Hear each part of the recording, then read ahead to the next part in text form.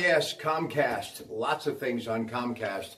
And it's the race, the greatest spectacle in sports this weekend on ABC, 12:19 Eastern Sunday. And yes, our own Greg Diolis of Vantage Management Group will be in Indianapolis, and he will join us from 11 until noon on the Coons Market Black and Gold Sunday Show on the Disc Institute of Pittsburgh Newsline. The 102nd Indianapolis 500, just around the bend. Now, some things you need to know if you're attending. General admission for the race, $35. That's incredibly reasonable.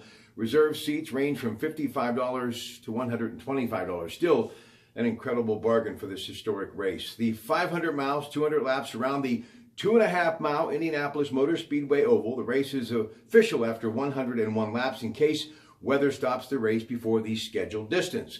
The 33-driver lineup has been a custom since 1934. There were only 30 starters in 1947. There were 35 starters in 79 and 97. So who has won this incredible event most and more times than any racer? Well, there's actually three of them. A.J. Foyt, Al Unser, and Rick Mears, all winning 4 times. Among active drivers, the great Helio Castroneves has won it 3 times. Ray Haroon won the first race in 1911, the average speed 74 miles per hour.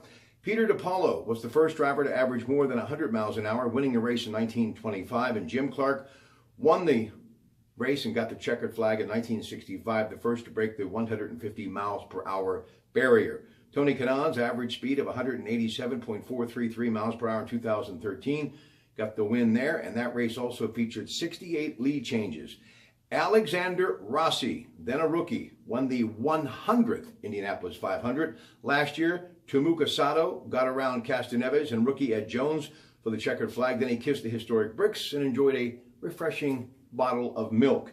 The reason for milk? Louis Mayer was parched after winning the 1936 500 and asked for buttermilk in Victory Lane. It became a staple in 1956. And back home in Indiana, pre-race favorite song sung by the late great actor-singer, he made it famous, Jim Nabors. They're still doing it today. Oh, we've always told you about the racers, but it's the incredible brand, the owners behind these fabulous vehicles. And I want to take time to let you know who will be participating this week. Andretti Autosports, along with Team Penske, Dale Coyne Racing, Schmidt Peterson Motorsport, Ed Carpenter Racing, Rahal Letterman, Lanigan Racing, A.J. Foyt Racing, Chip Ganassi, Pittsburgh's own Racing, Carlin Motorsport, Dreyer and Reinbold Racing, Harding Racing, Jukos Racing, and Michael Shank Racing. Some other things. Dan Gurney, the man behind the trend of spraying champagne, has died at the age of 86. He raced in Formula One and remains the only U.S. driver to have won a Grand Prix in a car of his own design.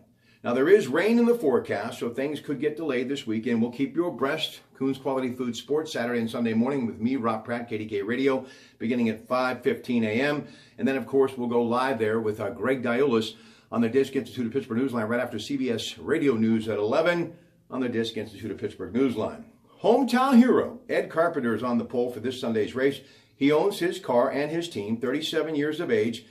He's a veteran of Indianapolis. This is the 3rd time that he has held the top spot, meaning the pole, in that greatest spectacle in sports. Also driving for Mr. Carpenter's racing team, the great Danica Patrick, who is racing for the final time in her illustrious career.